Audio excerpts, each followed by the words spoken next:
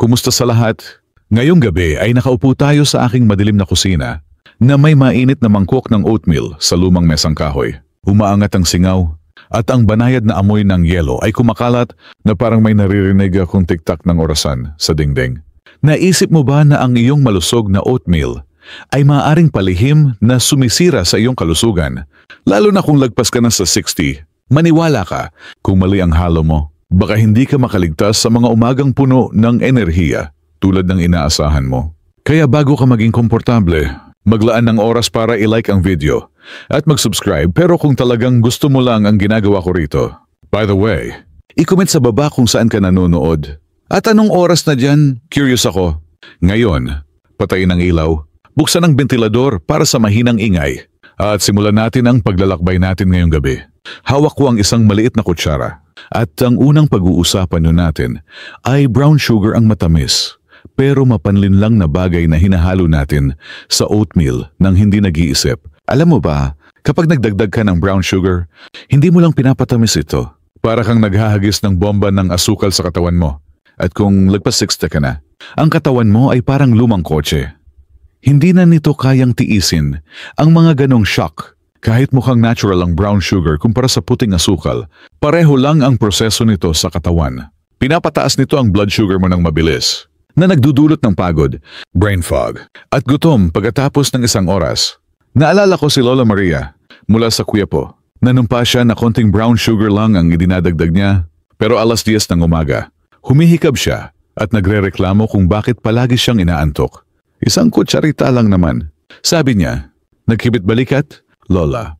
Sapat na yon para magdulot ng gulo. Isipin ang katawan mo bilang isang lumang bahay na may sira-sirang kuryente. Kapag nagdagdag ka ng brown sugar, para kang nagkonekta ng high-powered appliance sa mahinang saksakan. Ang insulin system mo, lalo na sa edad na ito, hindi na kasing bilis ng dati. Mas kaunti na ang insulin na ginagawa ng pancreas at mas lumalaban na ang katawan sa insulin. Resulta, bawat pagtaas at pagbagsak ng blood sugar, hindi lang pagod ang nararamdaman mo. Sa paglipas ng panahon, nagdudulot ito ng tabas sa tiyan, pamamaga at pinsala sa mga daluyan ng dugo. Nakakatakot, di ba? Pero hindi pa yun lahat. Ang brown sugar ay nagpapalakas ng dopamine, ang kemikal sa utak na nagbibigay ng kasiyahan. Kapag nawala ang epekto, maghahangad ka ng mas maraming asukal buong araw. Hindi ito tungkol sa willpower, chemistry talaga ang kalaban.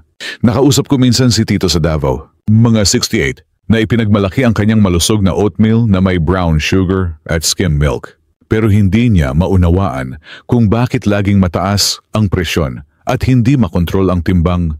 Sinabi ng doktor na itigil ang asukal at pagkatapos ng isang linggo, sabi niya sa akin, puno ng gulat. Parang bumata ako ng 5 taon, mas stable ang enerhiya niya.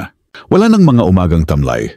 Gusto mo bang subukan? Sa halip na brown sugar, subukan ang ilang hiwa ng saging matamis. Puno ng potassium na mabuti sa puso, o kaya ay magdagdag ng kurot ng kanela na nagbibigay ng lasa ng dessert nang hindi nakakasama.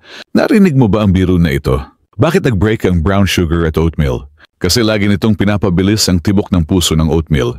Pero seryoso, kapag lagpas 60 ka na, kailangan ng katawan mo ng katatagan, hindi mga shock sa blood sugar. Sa pag-alis lang ng isang kutsarang brown sugar, binibigyan mo ang katawan mo ng magandang simula. Iniisip ko na nakaupo ka dyan. Marahil may hawak na mainit na tsa, iniisip ang almusal bukas. Subukan ang maliit na pagbabagong ito, walang asukal, prutas o pampalasa lang. Magugulat ka kung gaano katagal ang enerhiya mo. Mas maganda ang mood, word vertical in memoria. Kasi kapag stable ang blood sugar, maayos ang lahat sa katawan mo. Huwag hayaang maging kaaway ang almusal mo. Gawing kaibigan ito, na maingat na nag-aalaga sa kalusugan mo. Isang kutsara sa isang pagkakataon. May isa pang kwento mula sa pamilya ko. Si lolo ko ay dating adik sa brown sugar. Sabi niya, ang oatmeal na walang tamis ay parang pagkain ng karton. Pero pagkatapos ng babala ng doktor tungkol sa diabetes, nag-alinlangan siyang lumipat sa hinintang mansanas at kurot ng vanilla. Noong una, nagre-reklamo siya. Pero sa ikalawang linggo, tinawagan niya ako. Sabik, hindi na ako inaantok sa tanghali. Noon ko napagtanto na ang maliliit na pagbabago ay may malaking epekto, lalo na sa matatanda. Handa ka na bang subukan? I-comment ang numero 1 sa baba kung nakikinig ka at gustong iwasan ang brown sugar sa oatmeal mo. Hiniintay ko ang sagot mo. Nakaupo pa rin ako rito, sa ilalim ng mahinang ilaw ng kusina, habang hinahalo ko ang mainit na oatmeal. Sa labas, ang mga kuliglig ay kumakanta, humahalo sa mahinang ingay ng bentilador sa kisame, na parang musika para sa pagtulog, pero huwag kang magpadala sa kapayapaang ito. May mga bagay na idinadagdag natin sa oatmeal. Akala natin ay ligtas, pero palihim na sumisira sa katawan, lalo na kung lagpas 60 ka na. Ngayon, pag-uusapan natin ang artipisyal na pangpatamis ang mga pink o dilaw na packet na iniisip ng marami na solusyon sa dieta. Pero maniwala ka, para silang kaibigang plastic. Ngumingiti sa harap pero sinisira ka sa likod. Isipin mo na idinadagdag mo ang isang packet ng artificial na pangpatamis sa oatmeal. Iniisip na 0 calories yung sagot. Pero ang katawan mo ay hindi madaling maloko kapag natikman mo ang tamis. Sumisigaw ang utak mo, askol, enerhiya, at naghahanda ng insulin para magproseso. Pero walang calories, walang enerhiya, puro sucralose, aspartame, or saccharin lang. Resulta, naguguluhan ang sistema mo na parang computer na naghang. Nasisira ang insulin response mo, tumitindi ang cravings para sa matatamis. At mas malala, bumabagal ang metabolismo mo. Naalala ko si Tita Lenny, mula sa Cebu. Na-addict sa mga packet na ito, idinadagdag niya ito sa oatmeal. Kape, kahit adobo para mapanatili ang figura. Pero nagre-reklamo siya tungkol sa palaging pagnanasa sa pagkain at pagtaba. Bakit ganito? Tanong niya. Hawak ang dilaw na packet. Tita, iyon ang salarin. Para sa mga lagpas 60, ang katawan mo ay parang isang lumang aklatan. Kailangang maingat ang lahat. Ang atay at bato mo ay hindi na kasing bilis ng dati. Dekada na silang nagtatrabaho para salain ng mga gamot, lesson, at pagkain. Ang mga artificial na pangpatamis, kahit hindi direktang nagpapataas ng blood sugar, kailangan pa ring iproseso ng atay. Sa paglipas ng panahon, nagdadagdag ito ng stress na nagpapabagal sa atay, nagdudulot ng pagod, mahinang pantunaw, at minsan ay mataas na liver enzymes na hindi mo napapansin. Nabasa ko minsan walang URL, puro kaalaman lang na ang mga gumagamit ng sweeteners sa mahabang panahon ay may mas mataas na panganib ng metabolic disorders, lalo na sa matatanda. Nakakatakot, pero totoo. Nakausap ko ang isang lolo sa Baguio na matigas ang ulo sa paggamit ng sugar-free syrup para sa oatmeal dahil diabetic siya. Akala niya ay matalino siya, pero natuklasan ng doktor na mataas ang liver enzymes niya. Nang itigil niya ang sweeteners, pagkatapos ng ilang linggo, sinabi niya sa akin, puno ng gulat, parang mas magaan ang pakiramdam ko. Lumipat siya sa kanela at ilang hiwa ng sariwang strawberry. Hindi ko inakala na ganun kalaki ang epekto ng maliit na bagay. Sabi niya, yun ang gusto kong pag-isipan mo. Hindi mo kailangan ng mga piking bagay na ito. Subukan ng kanela, nutmeg, o kaunting almond extract. Nagbibigay ito ng tamis nang hindi sinisira ang sistema mo. Tungkol sa kanela, narinig mo ba ang biro na ito? Bakit pinaalis ang artificial na pangpatamis sa almusal? Kasi nagpapanggap itong kaibigan ng oatmeal, pero sinisira ang atay. Okay, hindi masyadong nakakatawa, pero nakuha mo ang punto. Di ba? Yung mga bagay ng bitsuktosh, hindi labay nakakamura sa metabolismo. Pinapakilig din nila yung cravings mo na nagpapakain sa iyo ng snacks buong araw. At para sa matatanda, maaaring magdulot ito ng taba sa tiyan ang mapanganib na taba sa paligid ng organo. Nakita ko ito sa nanay ko. Siya ay gumamit ng sweetener dahil akala niya ligtas ito. Pero nang kumbinsihin ko siyang subukan ng durog na mansanas, napansin niya na hindi na siya naghahangad ng biskwit sa hapon. Parang magic, sabi niya. Natatawa. Isipin ang katawan mo bilang isang lumang hardin. Hindi mo pwedeng basta magtapon ng kemikal at asahan itong mamulaklak. Sa halip, alagaan ito ng mga natural kaunting prutas, kaunting pampalasa. Hindi lang ito masarap. Nagbibigay din ito ng bitamina, fiber, at antioxidants na kailangan ng katawan mo. Kung nag-aalala ka tungkol sa tamis, huwag matakot. Ilang hiwa ng hinog na mangga o isang kutsarang pasas. Pero huwag sobrahan, ay maaaring gawing masarap ang oatmeal mo nang hindi nakakasama. Kapag simple ang lahat, pinapayagan mong gumana ng maayos ang katawan mo mula sa mood hanggang sa pantunaw. Bago ko tapusin, isipin mo ang bukas na umaga. Magigising ka, maghahanda ng oatmeal, at sa halip na kunin ang packet ng sweetener, magdadagdag ka ng kanela at ilang hiwa ng saging. Hahalo ka, amoy ng aroma, at mararamdaman ang kapayapaan. Hindi lang yun almusal regalo yun sa atay mo, sa bato mo, sa iyo, Kung nakikinig ka at gustong subukan, i-comment ang numero 2 sa baba. Gusto kong malaman kung handa kang iwasan ang artipisyal na pangpatamis. At tandaan that may slisis na sa pagwabagans or piyansing siya paudala di broken to pagkwekib. Lalo na kapag lagpas 60 ka na. Ang katawan mo ay matagal ng kaibigan. Tratuhin mo ito ng maayos. Nandito pa rin ako sa madilim na sulok ng kusina na ang tanging ilaw ay mula sa maliit na kandila na kumikislap sa mesa. Ang oatmeal sa harap ko ay nagpapalabas ng banayad na amoy at ang tunog ng ulan sa labas ay parang nagbubulong ng sikreto. Pero ang tunay na sikreto ay nasa mga hinahalo natin sa mangkok na ito, lalo na kung lagpas 60 ka na. Ngayon, pag-uusapan natin ang tuyong prutas, ang mga piraso ng pasas, cranberries, o aprikot na akala mo ay malusog. Maniwala ka, para silang mga candy na nagpapanggap. At kung hindi ka mag-iingat, maaari nilang gawing bangungot ang almusal mo para sa atay. Isipin mo na nagdaragdag ka ng isang dakot ng pasas sa oatmeal. Iniisip na natural na prutas ang idinadagdag mo. Pero ang totoo, kapag natuyo ang prutas, nawawala ang tubig at naiiwan ang sobrang puro na asukal. Karamihan ay fructose. Isang maliit na dakot lang ay maaaring maglaman ng asukal na katumbas ng isang candy bar. At para sa mga lolo at lola na lagpas 60, ang fructose ay hindi kaibigan. Hindi tulad ng glucose na direktang magagamit ng kalamnan at utak. Ang fructose ay dumidiretso sa atay. Doon, madali itong nagiging taba na nagdudulot ng fatty liver disease, isang problema na lalong dumadami sa matatanda. Kahit sa mga hindi umiinom ng alak, naalala ko si Tito Ben mula sa Pampanga na mahilig sa tuyong mangga sa oatmeal. Ipinagmalaki niya na malusog ang kinakain niya. Pero palagi siyang nagrereklamo ng bloating. Parang laging busog, pero hindi komportable. Sabi niya, nang suriin ng doktor, ang atay niya ay sobrang nagtatrabaho dahil sa fructose. Ang katawan mo sa edad na ito ay parang lumang makina, kailangang maingat ang bawat parte. Ang atay mo, pagkatapos ng dekada ng pagsala ng lason, ay hindi na kayang harapin ang mga biglang pagdating ng fructose. Ilang kutsara ng tuyong cranberries ay maaaring maglaman ng higit sa 20 kilograms ng asukal. Minsan pa nga ay may idinagdag na syrup para manatiling malambot. Kahit ang walang asukal na tuyong prutas tulad ng datiles o pasas ay may mataas pa rin na natural na asukal sa maliit na serving. Akala mo nagdadagdag ka ng fiber, pero talagang pinapahirapan mo ang atay mo. Nakita ko ito kay Lola Carmen, na adik sa tuyong aprikot. Hindi niya maunawaan kung bakit tumataas ang presyon. Kahit maingat siya sa pagkain, nang lumipat siya sa sariwang strawberry. Nagulat siya. Hindi na ako namamaga.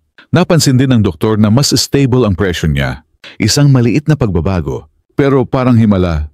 Tungkol sa himala, narinig mo ba ang biro na ito? Bakit ipinagbawal ang tuyong prutas sa almusal? Kasi nagpapanggap itong prutas, pero tinatrato ang atay tulad ng candy. Pero seryoso, hindi lang asukal ang problema. Ang tuyong prutas ay kulang sa tubig at ilang sustansya ng sariwang prutas. Kaya mabilis itong nasisipsip ng katawan na nagdudulot ng mapanganib na pagtaas ng blood sugar para sa matatanda. Yung mga shock na nito ay maaring magdulot ng pagod, iritasyon, at magpalala ng insulin resistance. Nakausap ko ang isang grupo ng mga tita sa Manila at sinabi ng isa, akala ko ang pasas ang sagot sa constipation ko, pero nang lumipat siya sa sariwang mansanas, mas naging maayos ang pantunaw niya at mas magaan ang pakiramdam tuwing umaga. Sa halip na tuyong prutas, subukan ang sariwang prutas. Ilang hiwa ng mansanas, isang dakot ng berries, o kalahating saging ay nagbibigay ng tamis kasabay ng tubig, fiber, at bitamina na nagpapabagal sa pagsipsip ng asukal. Maganito sa atay, tumutulong sa pantunaw, at parang pinapapakilig mo ang sarili mo. Gusto ko ang manipis na hiwa ng mansanas, sinasabuyan ng kanela, at pinapanood ko itong natutunaw sa mainit na oatmeal. Parang dessert, pero mabuti para sa iyo. Kung nag-aalala ka sa storage, mas madali ang sariwang prutas kaysa sa iniisip mo, bumili ng kaunti. Gamitin sa loob ng ilang araw, o i-freeze ang mga berries para sa hinintay. Isipin ang atay mo bilang isang matandang kaibigan na walang tigil na nagtatrabaho para sa iyo sa loob ng maraming taon. Oras na para suklian mo ito sa pamamagitan ng pagpapagaan ng trabaho nito. Ang bawat kutsara ng oatmeal ay isang pagkakataon para alagaan ang katawan mo, hindi para bigyan ito ng stress. Iniisip ko na nakaupo ka dyan, marahil may hawak na salabat. Iniisip ang almusal bukas. Itigil ang kahon ng pasas at kumuha ng mansanas. Haluin ito, amuyin ang aroma at maramdaman ang pagkakaiba. Kung nakikinig ka at handang magpaalam sa tuyong prutas, please comment ang numero 3 sa baba. Gusto kong malaman kung kasama kita sa paglalakbay na ito. Ang katawan mo ay karapat-dapat sa pinakamabuti at ang malinis na oatmeal ay isang magandang paraan para simulan ang araw. Nandito pa rin ako sa madilim na kusina na ang liwanag mula sa maliit na kandila ay sumasayaw sa mesang kahoy. Ang oatmeal sa harap ko ay mainit pa rin at ang tunog ng bentilador sa kisame ay parang musika ng gabi. Pero huwag kang magpadala sa katahimikang ito. May mga bagay na idinadagdag natin sa oatmeal. Akala natin ay maginhawa, pero palihim na sumisira sa kalusugan, lalo na kung lagpas 60 ka na. Ngayon, pag-uusapan natin ang flavored oat packets. Ang mga packet na yon nabuksan, ibuhos, at haluin lang, nangangako sila ng kalusugan, kaginawahan, at sarap. Pero maniwala ka, para silang bitag na nakabalot sa magandang packaging, puno ng sodium at chemical. Isipin mo na magigising ka. Medyo pagod at kukuha ka ng packet ng oatmeal na may lasa ng mansanas at kanela mula sa istante. Iniisip mo, ito na, mabilis at malusog, pero kapag ibinuhos mo sa mangkok, hindi lang yelo ang kinakain mo. Dinadagdagan mo ang katawan mo ng hanggang 300 milligrams ng sodium bawat serving, kasabay ng mga additives, sintetikong pampalasa, at preservatives. Para sa mga lolo at lola, hindi ito biro. Ang sodium ay nagpapataas ng presyon mo, lalo na kung may problema ka na sa puso o bato na karaniwan sa mga lagpas 60. Kahit hindi mo alam, naalala ko si Tita Gloria, mula sa Laguna, na mahilig sa packet na may lasa ng maple. 2 packet ang kinakain niya araw-araw. Dahil madali lang, pero nagre-reklamo siya tungkol sa pamamaga ng kamay at paa at pabago-bagong presyon. Parang laging mabigat yung katawan ko. Buntong hininga niya nang suriin ng doktor. Ang sodium mula sa mga packet ang salarin. Ang katawan mo sa edad na ito ay parang isang lumang templo, kailangang protektahan ang bawat bato. Ang puso at bato mo ay hindi na kayang tiisin ang sobrang sodium o mga kemikal mula sa artificial na pampalasa. Siya ang yung mga bagay to sa body kong apple cinnamon flavor ay hindi galing sa totoong mansanas o canela.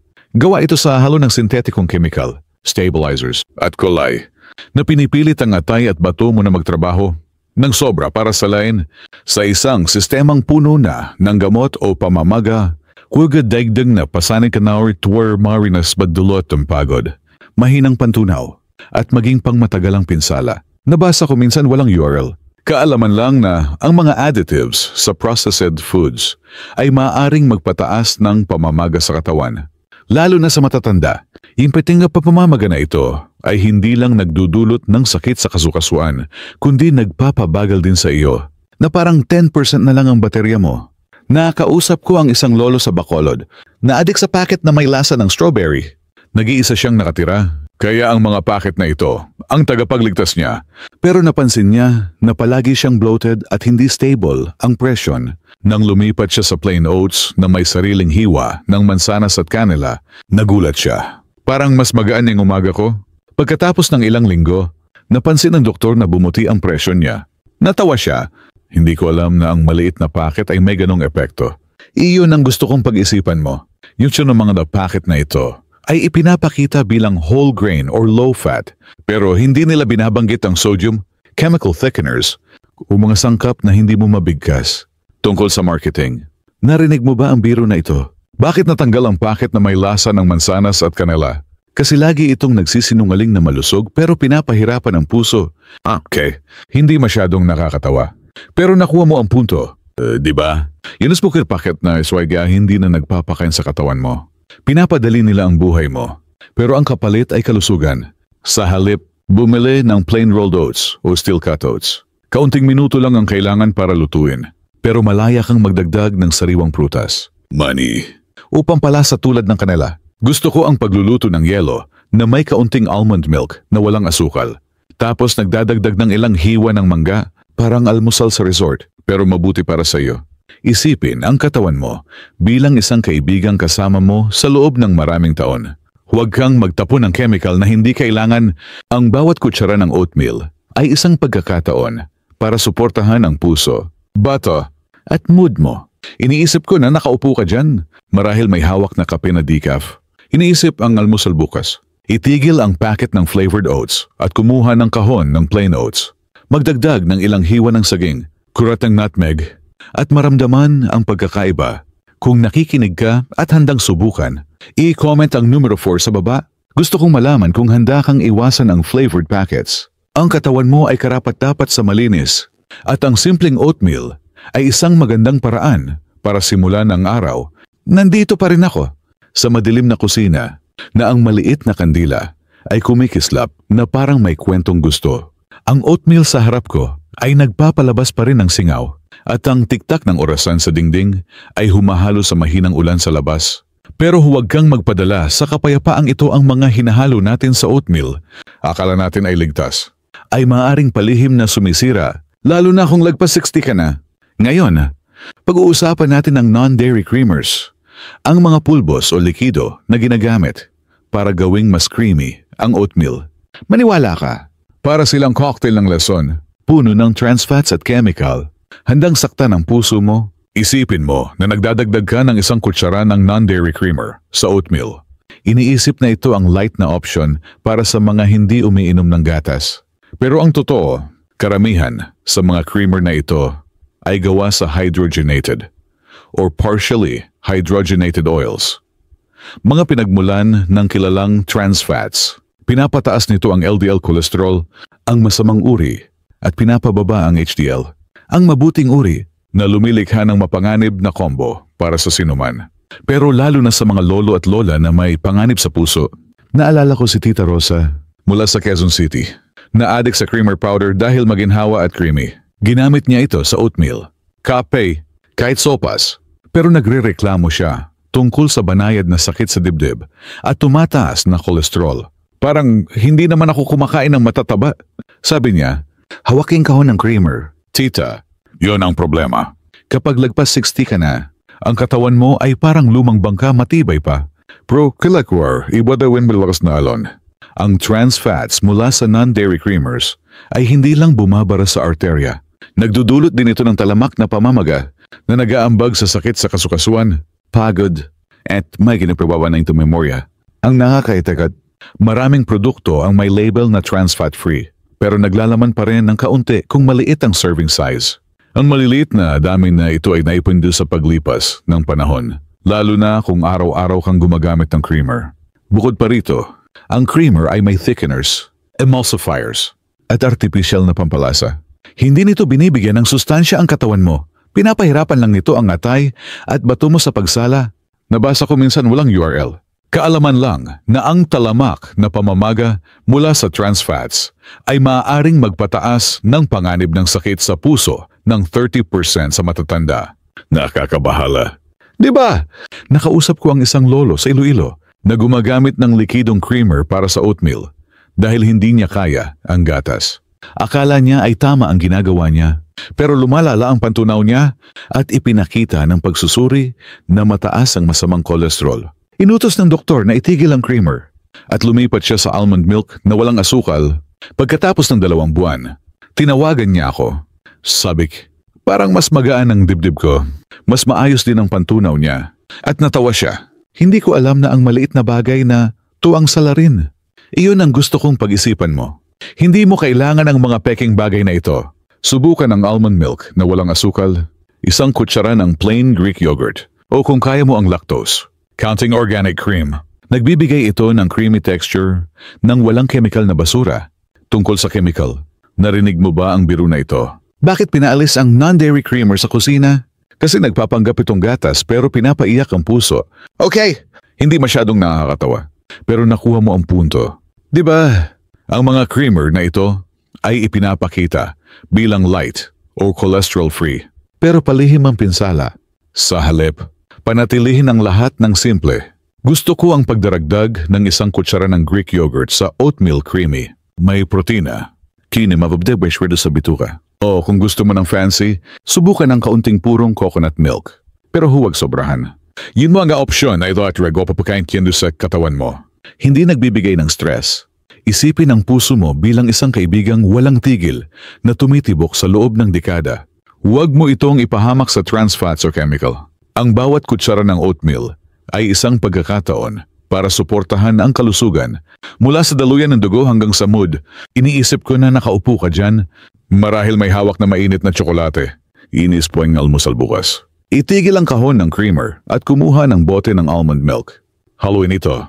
Maramdaman ang kinis at alamin na ginagawa mo ang tama para sa iyo. Kung nakikinig ka at handang iwasan ang non-dairy creamers, ay comment ang numero 5 sa baba. Gusto kong malaman kung kasama kita sa paglalakbay na ito. Ang katawan mo ay isang kayamanan, alagaan mo ito ng malinis at tunay. Nandito pa rin ako, sa madilim na kusina, na ang kandila ay sumasayaw na parang may kwentong gusto sa gabi. Ang oatmeal sa harap ko ay nagbibigay ng banayad na amoy, at ang mahinang tunog ng bentilador sa kisame ay parang isang lullaby. Pero huwag kang magpadala sa katahimikang ito. Ang mga hinahalo natin sa oatmeal ay maaaring maging lihim na kaaway, lalo na kapag lagpas 60 ka na. Ngayon, pag-uusapan natin ang granola sa tindahan, ang mga malutong na piraso na iniisip mong malusog at natural. Maniwala ka, para silang mga cookies na nagpapanggap, puno ng asukal at langis.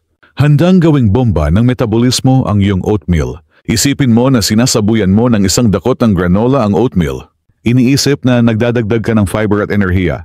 Pero ang totoo, karamihan sa granola sa tindahan ay niluto na may sirup ng asukal, pulot, o refined oils tulad ng canola o palm oil.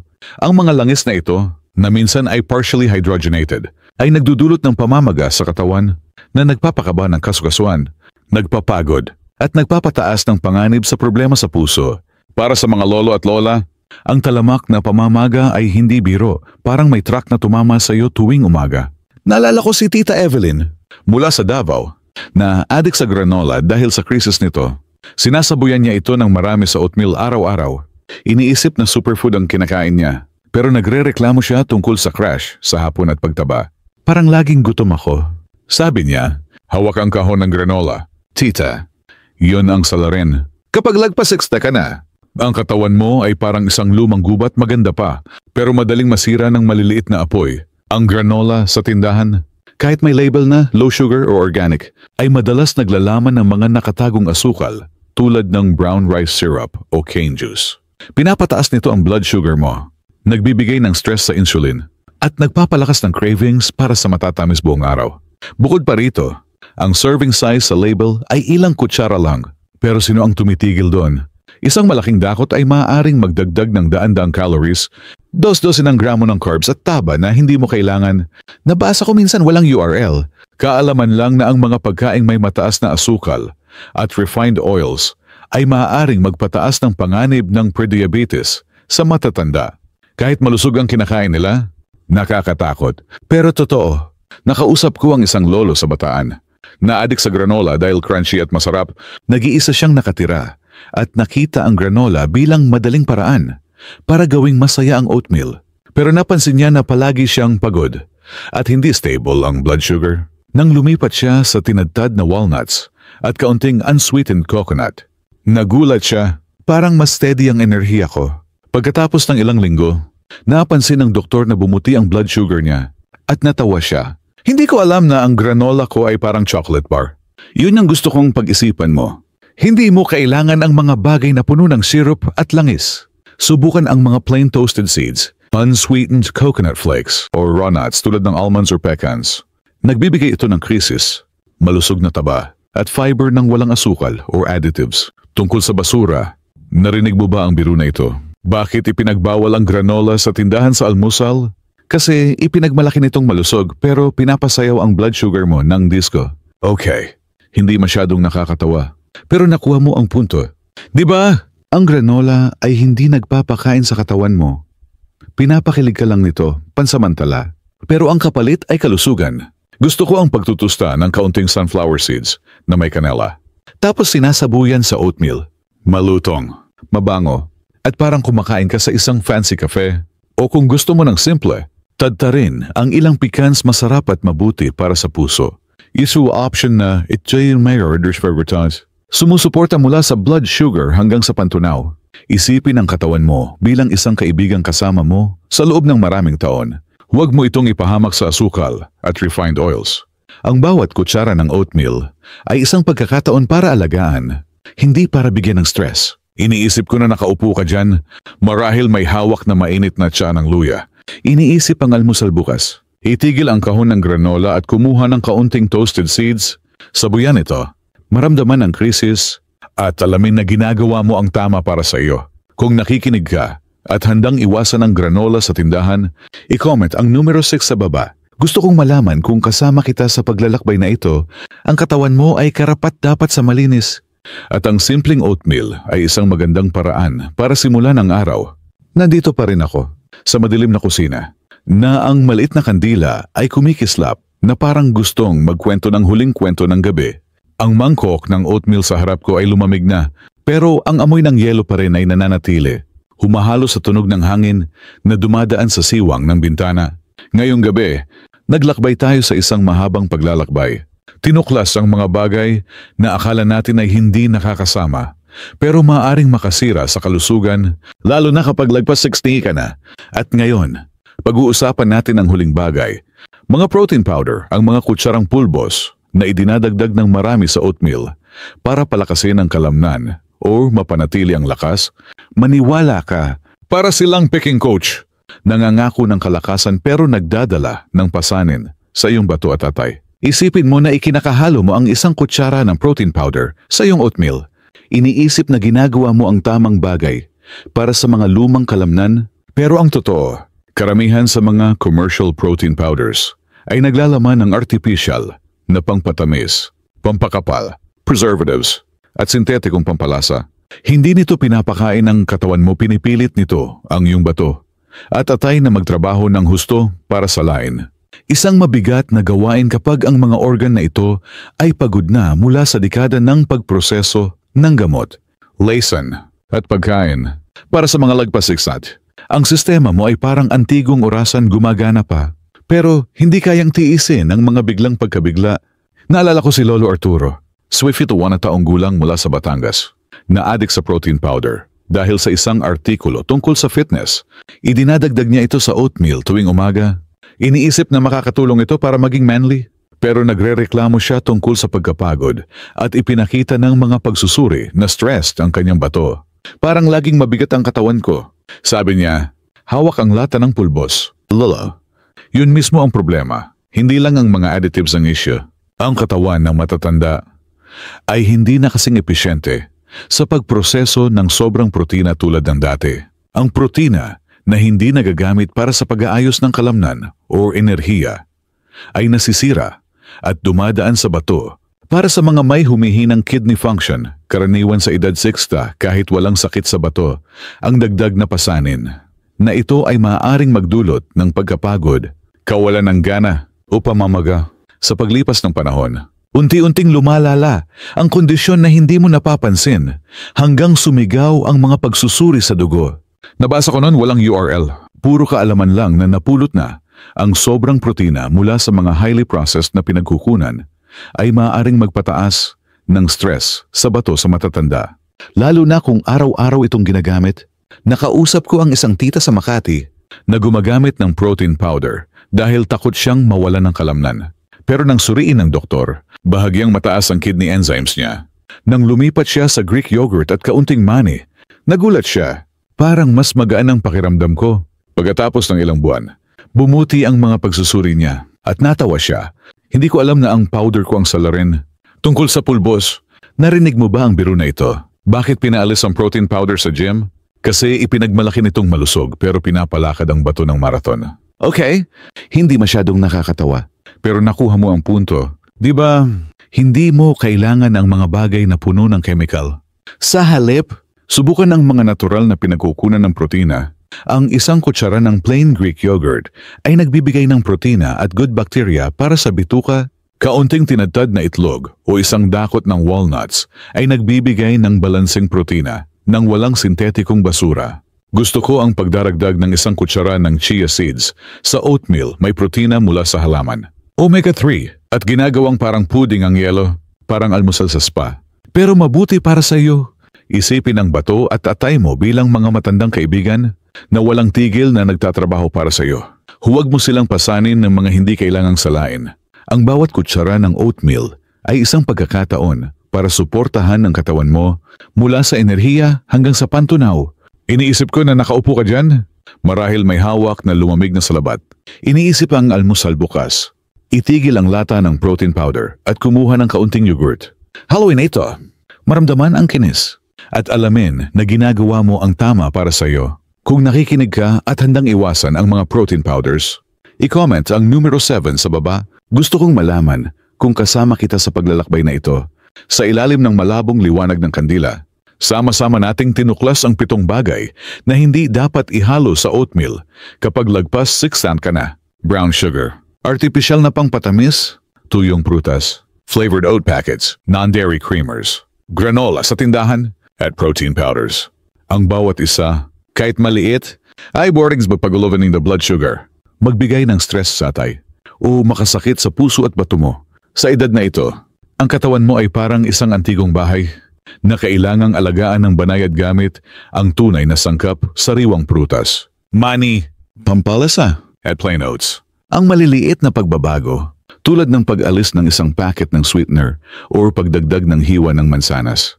Ready quarters workouts to stable na enerhiya, mas maayos na pantunaw, at mas masayang mood. Isipin ang bawat kutsara ng oatmeal bilang isang bulong ng pagmamahal sa katawan mo na nag-aalaga nito sa mga ginintuang taon. Ngayon, habang unti-unting namamatay ang kandila, magpahinga ka, mangarap ng malinis na almusal, at alamin na pinipili mo ang kalusugan. Isang araw sa isang pagkakataon,